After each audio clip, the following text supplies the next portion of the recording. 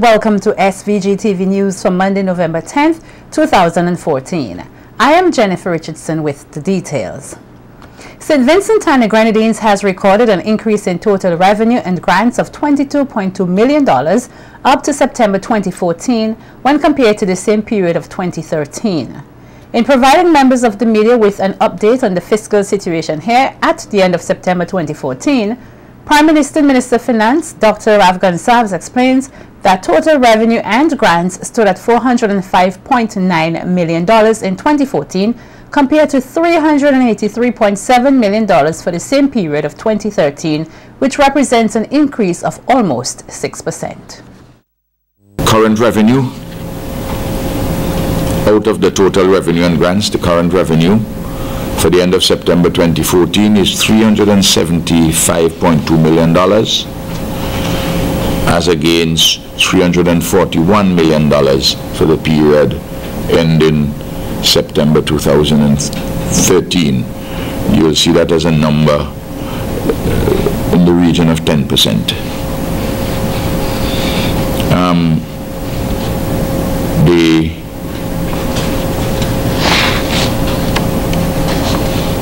total expenditure for at the end of September 2014 is $444.2 million compared to $421 million for the comparable period in 2013. That's an increase about 5.5%. Additionally, Dr. Trough says the current balance as of September 2014 shows a deficit of just over $4 million, while in September 2013 there was a much greater deficit of $17.4 million. The overall balance is roughly the same. Last year was $37.3 million. This year is $38 million. Both of those numbers minus. If we look at some of the details, which I just want to highlight to you, we see an increase in most categories of taxes. Taxes on international trade. Sorry, taxes on incomes and profits. That would include individual income tax, companies taxes, and withholding taxes. Well, you know, there were no increases in any of these. So what is reflecting here is an uptick in the economy and, of course, better collections. Dr. Trough says their current expenditure stands at $379.2 million at the end of September 2014, and for the comparable period in 2013, the figure was $385.5 million, 5.8% more than 2014. For the 10-year period from 2005 to 2014, a total of 5,127 students here have benefited from the government's gift of rewarding outstanding passes at CSEC and A-levels. Minister of Finance Dr. Trough today said for the period, the government has spent some $2.6 million in payments to students. The beneficiaries have each received $500 for passing a minimum of 5 CSEC subjects, inclusive of maths and English, and 2 A-level passes along with communication studies. Simple as you see that, without a sweat, is $2.6 million in 10 years. This year alone is $305,000 for the 610 students, which is the most students in any one year, slightly more than last year. President of the SVG Teachers Union, Oswald Robinson, says the second annual education conference, which opened here today, enables the opportunity for educators to reflect on the past and to chart a better way for education in SVG. Robinson says the conference, which is being held under the theme Responding to the Extant Challenges of the Teaching Profession, New Times, New Challenges, is a way to continue the struggles left by their founding fathers.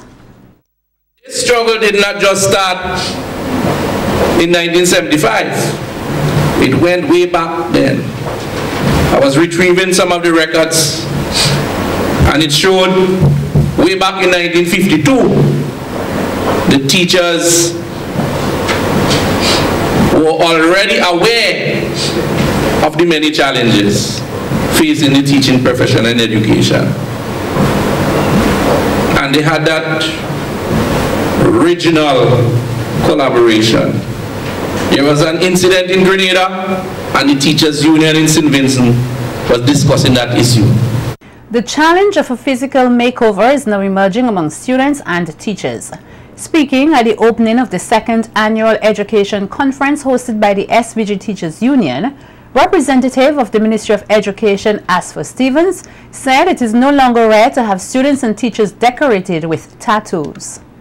I visited a school just as recent as Thursday of last week. And at this school I was amazed at the lengths and the breadths of the tattoos on the students. To the extent that in my mind, I do not know how I would have been able to accommodate such students at my school. But that is not only common among the students, but also among the teachers. He noted that piercings are emerging as a challenge in the schools as well. Some teachers cannot speak properly because there is a ring or a bob on the tongue. Stevens added that there is also the challenge of juvenile justice, which he says means they now have to respond to young criminals. We hear of the violence in school. Just recently, one student was beaten in her eye to the extent that the eye was lost. One of the eyes was lost. We have students who, for some reason, some good reason, will find a gun. And we have such student recently was not only arrested, but charged by the police with gun possession. We have the prevalence of theft. Not stealing a book, a pen, or somebody's lunch money, but breaking schools and removing materials and equipment. A number of uniformed bodies, government officials, including Prime Minister Dr. Rav Gonsalves, Opposition Leader Annie Eustace, and Governor General Sir Frederick Ballantyne all took to the streets yesterday morning as part of the annual Remembrance Day Parade, which culminated at the Cenotaph on Bay Street, Kingstown. Also present at the parade were leader of SVG Green Party, Ivan O'Neill, Speaker of the House of Assembly, Hendrik Alexander, along with members of the Diplomatic Corps. The Remembrance Parade is held annually in honor of those who served SVG and gave their lives in the 2 world wars in their quest of peace and freedom for all. Yesterday's event heard some 4 religious leaders here praying for the nation and those who fought in the 2 world wars. King of all nations, out of peace and love of concord, your will for us is that the peoples of the world should live together as brothers and sisters. Take from all men their hatreds, their suspicions, their distrust, their greed for power, their desires to dominate others, and help them to live in friendship together. Lord, our leaders have fought forth because of their braveness and the love they had for their country. Today, we remember them, not only on this special occasion, but we remember them for the sacrifice they made to give us liberty. We come, O Lord, in gratitude for all who have died that we might live, for all who endured pain that we might know joy, for all who endured imprisonment that we may know freedom. Turn our deep feelings now into determination, and our determination into deed, that as men died for peace, we may live for peace, for the sake of the Prince. courage and strength of those intentions were giving their lives into great wars. Give them your mercy, forgive them their sins. Lawyers from across the Caribbean region congregated here over the weekend for a two-day conference on religious freedom and liberty. This, as St. Vincent and the Grenadines played host to the conference Advocates Caribbean 2014, which was held under the theme Fundamental Rights and Freedoms, Free Indeed. Advocates Caribbean is a regional body inclusive of members of the legal fraternity geared at promoting goals such as justice, integrity, religious freedom and family, life, peace and reconciliation. The weekend of activities, which was hosted at the Beachcombers Hotel, got started with a gala dinner on Friday evening. Speaking at the opening, Justice of Appeal of Trinidad and Tobago, Alice York Sohan, says this year's Advocates Caribbean hopes to explore religious rights and freedoms in light of the growing global challenges to the Christian faith. One newspaper reported recently that incidents of Christians being killed for their faith was doubled from 2012 to 2013. And an organization known as Open Doors estimated that in 2013, approximately 100 million Christians around the world suffered persecution for their faith, and listed 10 countries, mainly the Muslim majority states such as Syria, Egypt, Nigeria, Somalia, and Pakistan as among those that are, and I quote, dangerous for Christians. Sohan says Advocates Caribbean recognizes the urgent need to address the issue of religious freedom in the region. Over the next 2 days, we propose to enlighten ourselves of our present status in relation to our rights and freedoms as Christians, and to take a look at the challenges which face us. How can we contend for the faith in light of all that is around us? To assist us with this task is the well-able Mr. Paul Diamond, barrister at law of the United Kingdom.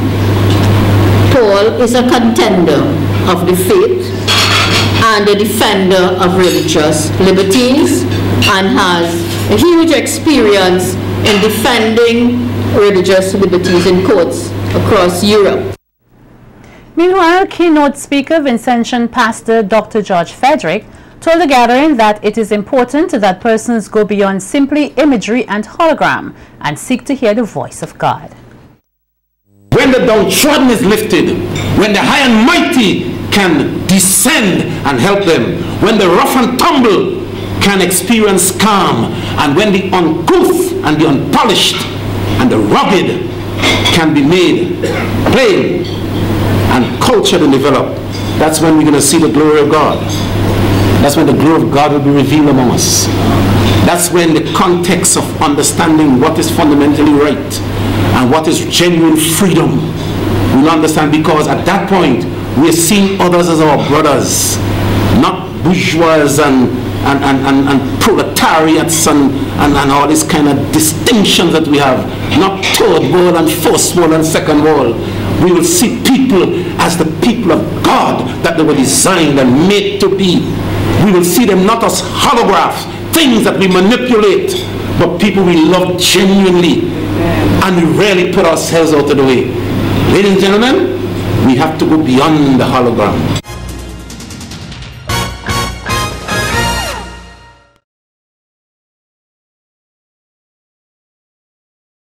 The police here are investigating 3 homicides which occurred over the weekend. The incidents occurred in 3 different locations, namely Glen, Yambo, and Kingston Park. Kristen John Dean has the story in this report. Damien Blucher, a 25-year-old laborer of Glen, was shot about his body on Saturday night, just a stone throw away from where he lived. According to reports, Blucher was shot while he was hanging out at a shed close to his home. SVG-TV News understands that after being shot at, Blucher ran from the shed to his home but did not make it very far before collapsing. He was rushed to the Milton Cato Memorial Hospital where he was pronounced dead. Also Saturday evening around 7, the body of Lawrence Marks, a 48-year-old laborer of Yambu, was discovered along the roadside with a gunshot to his face. In the Kingston area, news spread quickly of another shooting incident around 11 p.m. in which 38-year-old Keon Lawrence was killed. He is said to have received several gunshot wounds about his body. Meanwhile, as SVG-TV News visited the various crime sites earlier today, one resident of Glen is expressing concerns about the series of killings in her area. Choosing to speak off camera, the woman explained that the shooting incidents are becoming too frequent. Tired of the shooting that is happening in the community, and it's not nice. We have to stop doing that because my children, they are traumatized and other people are traumatized as well. If anyone done you something wrong, the Bible said that vengeance belongs to him. So let us not take lives, because life doesn't belong to us. God has given us life, and each and every one of us want to enjoy life until God says no more. So let us stop the shooting and killing. The 3 murders over the weekend pushed the total number for the year thus far to 36. Kristen John Dean reporting for SVG-TV News. Meantime, Prime Minister Dr. Trough told journalists that he was expected to hold a meeting sometime today with all persons involved in national security. He outlined that they will be reviewing what they have been doing in relation to crime in SVG police-wise, and also to see what other additional measures can be taken to address the policing dimension. To better secure our citizens. Of course, as you appreciate, the issue of the causes of crimes is a complicated matter. It has different sources. I believe that some of the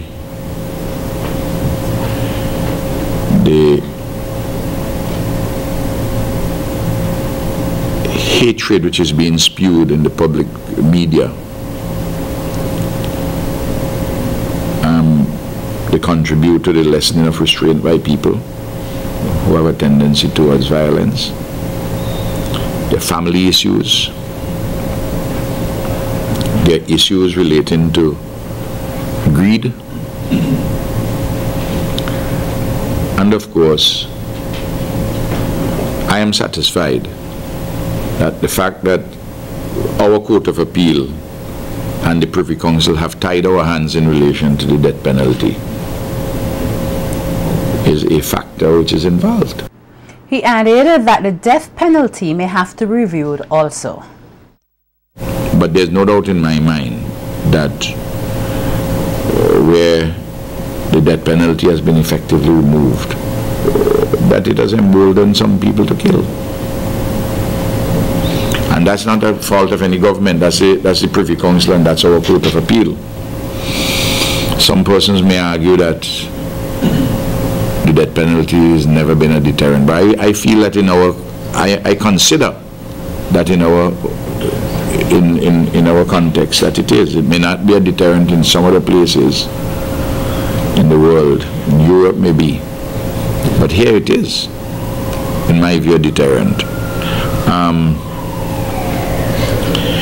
So we have to simply look at all what we are doing and we have a good framework, but we have to decide on some other tactical things as to what more we can do in this area or that. The National Emergency Management Organization, NEMO, says it is conducting damage assessments following a Trough system which affected SVG during the weekend period. This system is said to have caused damage to homes, landslides, road blockages, and collapsed walls on mainland St. Vincent. 2 families were also temporarily relocated due to damage to their homes. NEMO says the major areas affected were South Union, Glenside, Cedars, Belmont, Honestvale, Chapman's, Gomez, Montreal Gardens, Redemption Shops, Calder, Lomans Bay, and Sanssouci. The Rotary Club of St. Vincent continued its Village Doctor program over the weekend in the South Rivers community. Speaking to SVG-TV, President of the Rotary Club, Colin Boyle, says he was very pleased with the turnout of residents. He noted that the program has been in operation for a couple of years now and is one of the most noted programs of his club. Rotary Village Doctor program is one of our community service projects that's from the Rotary Club of St. Vincent, where we go to rural communities in St. Vincent and the Grenadines and we bring doctors who are Rotarians and both Rotarians and non-Rotarians to see free of cost cases in these districts. It has been a program that's been going on for quite a few years now, one of our flagship programs, and we have had very good feedback from this program. So it's a program that we'll continue as long as we are able to. The Village Doctor program, which provides persons with free medical services, will visit several other communities throughout SVG. The annual open house hosted by the University of the West Indies Open Campus will run tomorrow from November 11th to the 14th, 2014. This year, visiting from the St. Augustine campus are Dr. Darren Conrad, lecturer in the Department of Economics, Nigel Bratcher, Student Recruitment Officer, and Cheryl Lane, Senior Administrative Assistant, Student Affairs. They are joined by Halima Deshang, lecturer at the Institute for Gender and Development Studies, Cave Hill campus. The team will visit students at various secondary schools throughout the island and the arts, sciences and general studies and the nursing education divisions of the St. Vincent and the Grenadines Community College. The team will make a courtesy call on Prime Minister Dr. Ralph Gonsalves tomorrow, Tuesday, November 11th.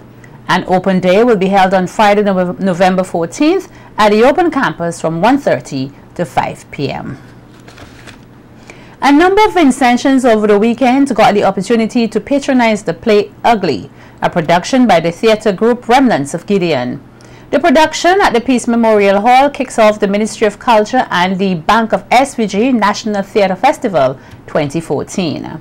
SVG-TV News witnessed the play on Saturday night, which started off with a very colorful showcase, which included songs, dances, and other visual presentations. Based on the feedback, the audience seemed riveted as the plot unfolded, which encompassed the web of lies and deceit, affairs, and a troubled girl searching for her father, who was never very far. Here is an insert from the play.